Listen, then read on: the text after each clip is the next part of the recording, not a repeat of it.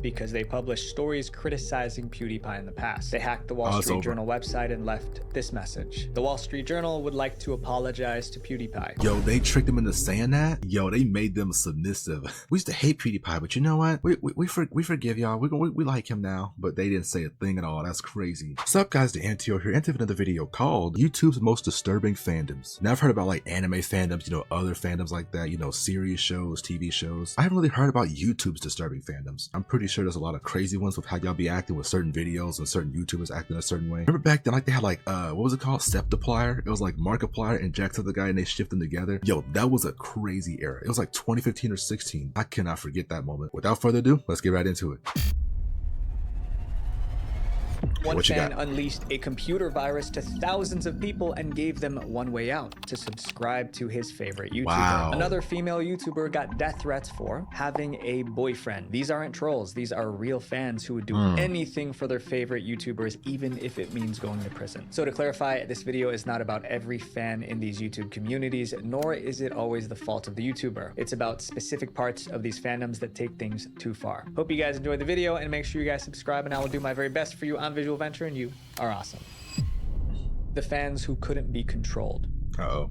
Not everyone has heard of the H3 podcast, but if you end up on their bad side, you'll discover what their fan base is capable of. Each week, the show covers the latest influencer fights and scandals, but they do more than report. They comment, judge, and sometimes flat out insult people. But the real problem is not what gets said on the show, it's what happens afterward. The rest of the podcast is Ethan Klein like pointing to people who he wants his audience to harass and doxing random people. The moment the show calls someone out, the H3 fan base moves like a mob. They hunt that person down online and attack. And because there's always a new controversy, there's always a new target. The cycle never stops. But one day the fans did something so reckless it shocked even the producers. In November 2022, a streamer named Amaranth became a major topic online. During a live stream, she revealed that her marriage was falling apart. She also accused her husband of treating her badly. The news circulated online and reached the H3 podcast. The hosts sat down to discuss it, and their audience was hooked. That guy could be so like unappreciative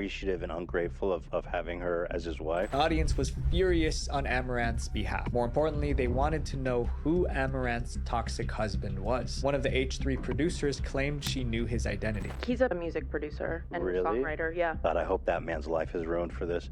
I hope so too. I hope she divorces his ass and he gets nothing. I don't hope his life is ruined for that, but I do hope he gets like the help he needs and eventually, like, you know, because that is insane to like treat somebody like that, and that's your wife. Like, that is crazy.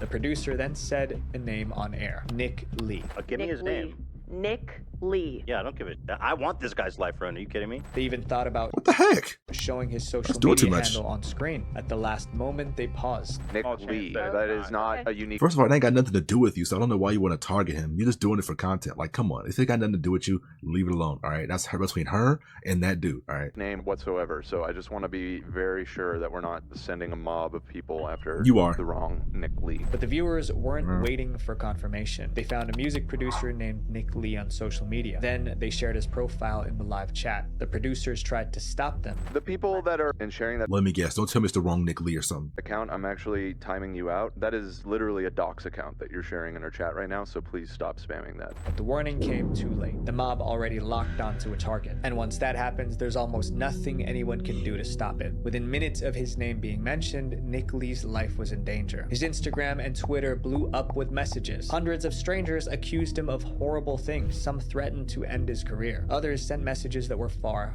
far worse. There was just one problem. The Nick Lee being attacked was not Amaranth's husband. He was a random music producer who shared the same name. The H3... I told you it was gonna be the wrong Nick Lee. Yo, leave people alone, because y'all don't be knowing nothing. Y'all just a bunch of lemmings, a bunch of followers who are like submissives who just listen to people. Stop doing that stuff. It's dumb. Podcast producers soon realized what was happening. As I predicted, our fans are harassing the wrong person. Yeah. And that's why I was saying, I know you were saying don't do it, but the idiots in our audience are always going to end up doing it. Eventually, if your artists are known for doing that, you gotta stop. The producer who named him apologized. It was definitely me. A Reddit thread led me to the wrong place, and I should not have said his profession when I didn't know for sure. Once fans realized the error, the attack stopped. Some even posted apologies to the innocent Nick Lee. The H3 podcast played a role in triggering that situation, and it was not an isolated case. The same thing happened with other people on other episodes. He stated my real name no less than 17 times, and also showed it on the screen a few dozen more times. Each time, the pattern repeats. A name is mentioned, the fans react like a mob, and the person's life on the other end is now in danger. Our next chapter is... I couldn't be a content creator like that. Like, honestly, if it's anonymous, I'm gonna keep it anonymous. It ain't got nothing to do with nobody. There's just some things that you shouldn't do as a content creator. Like, and I find that highly, like, dumb. Like, you should just not do that. about a group of fans who found out where their favorite YouTuber lived and used it against them. Whoa. The fans who couldn't accept reality. Being a VTuber sounds like a dream job until fans turn on you. VTubers, or virtual YouTubers, are real people who stream as cartoon avatars. Their real identities are kept secret. I'm so excited! I'm so excited! Okay, I'm so excited. I feel so alive right now. Most fans see it for what it is. Because they portrayed them as the character. Honestly, if I did a VTuber, which would be kind of funny someday, I'm not gonna lie, I would show my real face and then I'd be a VTuber. I'm not gonna be a VTuber first. That way, you know, so people can attach a look to my face. It is just entertainment, but for others, the line between fantasy and reality disappears. They don't see a cartoon character on a screen. They start to believe the VTuber is a real person in their life. Some fans even convince themselves that the VTuber is their virtual girlfriend. That level of attachment can be dangerous. When something shatters that fantasy, those fans don't just get sad, they become furious. In the worst cases, they go after the real person behind the avatar. That's exactly what happened to Mano Aloe. Mano Aloe began streaming as a VTuber in August 2020. During her first stream, she gained 100,000 subscribers. Her career was off to an incredible start, but within days, it all came crashing down. Mano Aloe's fans discovered her real identity, and it was all because of a mistake she made months before her debut. Months earlier, Aloe tested her digital avatar on a personal account. She was supposed to delete the stream afterward, but she never did. Fans eventually found that old account. It was linked to all of her personal social media profiles. Just like that, the person behind the Mano Aloe avatar was exposed. In the VTuber world, the fantasy is everything. Breaking it is a big deal. Since they knew who she was, fans reviewed her social media history. They didn't like what they saw. Some posts were considered inappropriate. There were also posts suggesting she had a boyfriend. To some of her fans, that felt like a deeper betrayal, and they went after her. They found phone numbers. And like y'all gonna date her? From Mano Aloe and her suspected boyfriend. Then they called non-stop day and night. Aloe's agency finally got involved, but instead of defending her, they asked her to apologize. She did. 大変ご迷惑をおかけしてしまい、本当に申し訳ございません。この件に関しては、カバー株式会社の厳重注意があり。In the same video, she asked fans to stop the harassment, doxing, and bullying. 特定があまりにも進んでしまって、現在家の固定電話に電話がかかってきたり。She also revealed her agency was suspending her for 2 weeks. She probably hoped things would settle down. It didn't. Barely a week later, another video surfaced from Aloe's old account. It showed her criticizing the VTuber industry. そうだからダメだよ、ほんまに。ブラックすぎるというか、束縛が激しい事務所に行ったら、やばいよ。恋愛禁止だしね。She also made offensive comments about other What you mean black communities? What that mean, huh? VTubers. The fans were furious. They felt she was being disloyal and ungrateful. Many demanded she be fired immediately. By that point, Mano Aloe had enough. 2 weeks of online attacks were too much for her. On August 31st, 2020, she quit VTubing for good. In a statement, she said she was not physically or mentally prepared to continue with her activities. Mano Aloe came into VTubing with a dream. Instead, she was pushed out by fans who had zero tolerance for mistakes. Our next chapter is about a group of fans whose loyalty to a creator eventually led to a real-world tragedy. The fans who hacked the world. What? This is a story about fans who broke the law to get subscribers for a YouTube channel. But this was no ordinary crime. They used cyber terrorism tactics. For years, PewDiePie had the most subscribers on YouTube. But in late 2018, a channel called T-Series started closing. I remember this. T-Series was catching up to PewDiePie and they surpassed him. So everybody was on PewDiePie's channel. Someone said, yo, subscribe to PewDiePie, not T-Series. I remember this. Oh my gosh, that's a throwback. That is crazy. The gap. Who is this T-Series channel? This I remember this. channel will pass PewDiePie. I'm number one. I'm Number one. So we've covered the situation multiple times in the past, but this one is different. The rivalry is not the main focus here. What matters is how PewDiePie's fans reacted. His fans launched a campaign to keep PewDiePie at number one. Most fans made videos and posts asking others to subscribe, but some extreme fans felt that wasn't enough. Instead of asking, they wanted to force people to subscribe. In 2018, a hacker calling himself Hacker Giraffe logged onto a site called Shodan. Shodan is basically a search engine, but instead of finding websites, it finds vulnerable devices connected to the internet. That includes printers, cameras, and smart TVs with no password protection. Hacker Giraffe found about 800,000 unsecured printers worldwide. He selected 50,000 of them as targets. Then he hacked into all of them at once. After gaining access, he made every printer produce a poster. People around the world were stunned as their printers suddenly came to life. What? Part of the message read, PewDiePie is in trouble and he needs your help to defeat T-Series. Subscribe to PewDiePie. The internet reacted immediately. Thousands posted about it on social media. One tweet read, so this just randomly printed on one of our work printers. I think PewDiePie has hacked our systems. Others made that's crazy. It's like some kind of rogue AI that went crazy. Like, that is insane to see. Videos reacting to it. They hacked a series of printers to print out sheets telling people to subscribe to PewDiePie. Again, amazing. Even PewDiePie found it amusing, but he was careful with his response. That's what I need. That's what I'm talking about. All this support to keep me on top is so funny. Just don't do anything illegal. But Hacker Giraffe wasn't finished. He and his allies hacked into 65,000 smart TVs around the world. Suddenly, the same message appeared on TV screens inside people's homes. PewDiePie, the #1 most subscribed channel on YouTube, is about to be overthrown by Indian music company T-Series. Please go to YouTube and subscribe to him ASAP.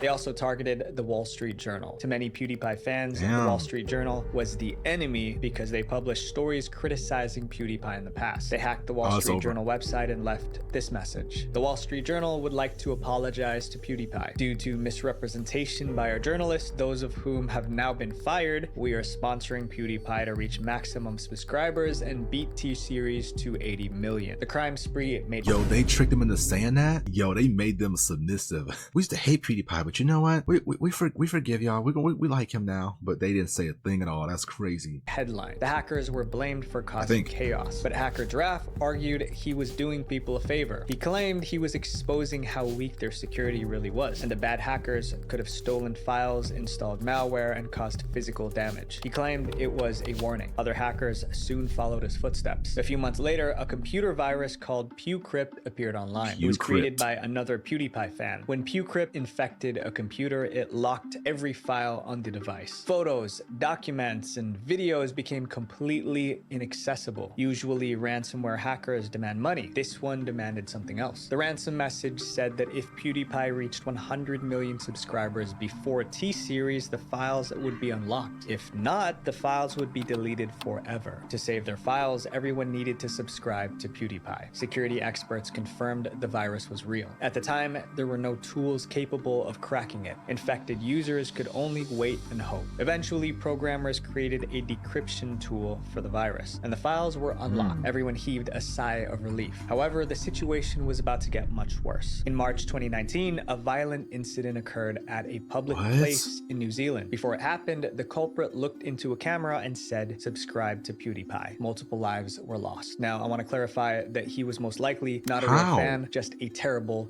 individual. When PewDiePie heard it, he was horrified. He tweeted that he was absolutely sickened by having his name linked to the incident. Days later, he asked his fans to end the campaign. This was all made to be fun, but it's clearly not fun anymore. It's clearly gone too far. What started as fans rallying behind a creator turned into hacking, ransomware, and a real-world tragedy. The person in our next chapter received death threats against their family and their animals, and the police could like following with millions of fans. Her channel had 10.7 million subscribers. The story filed a report with animals, a ukulele, and for them that took revenge too far. She has over 35. The fandom that targeted Adam still support her today. The person in her next chapter was so afraid that for the first time, her fan base could not control the narrative. Colleen's career collapsed, but many of the fans who targeted Adam still support her today. The person in her next chapter was so afraid of a YouTuber's fans, they considered abandoning their home. What? The fandom that took revenge too far.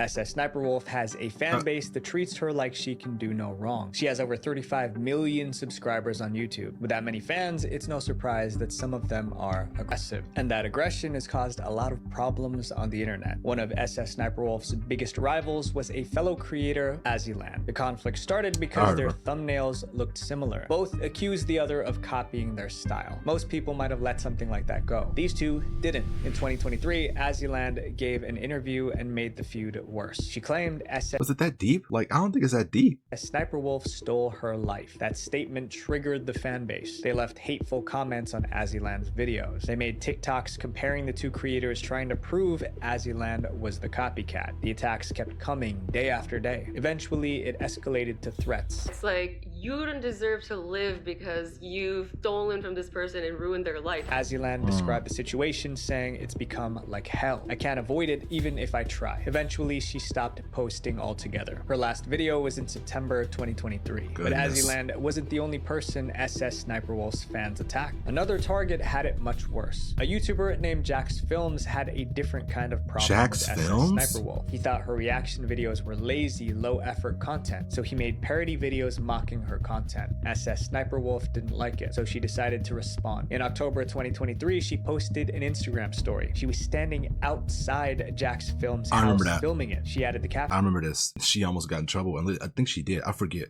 Let's talk like adults. Jax Films found out that's during like a stalker. live stream. She's literally right outside your house. Oh my god! Yep. Right, but call the police. She deleted the post soon after, but screenshots were already spreading online, and it contained Jax Films' home address. And now everyone knew where Jax Films lives. The next day, he uploaded a video. That's gotta be a waste of time. Now you gotta move because of somebody acting stupid. Like, that's so... I would hate that.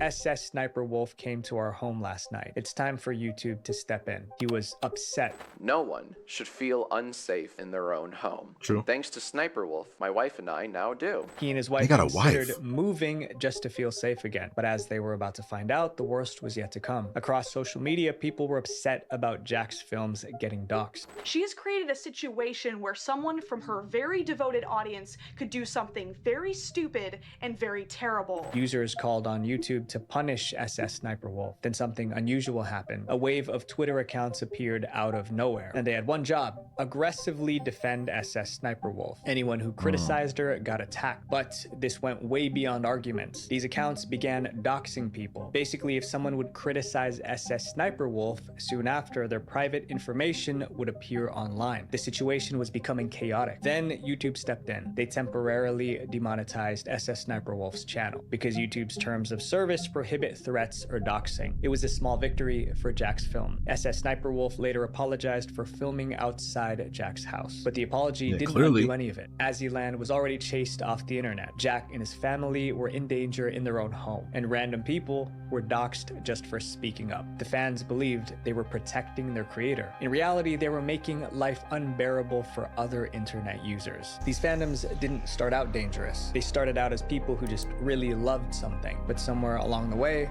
love turned into obsession. And obsession turned into destruction. My friends, being a fan is fine. Becoming a weapon is not. Visual Venture.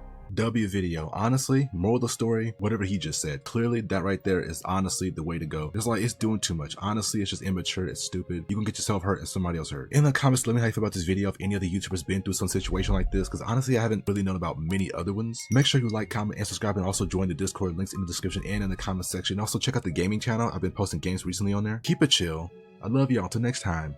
Peace out.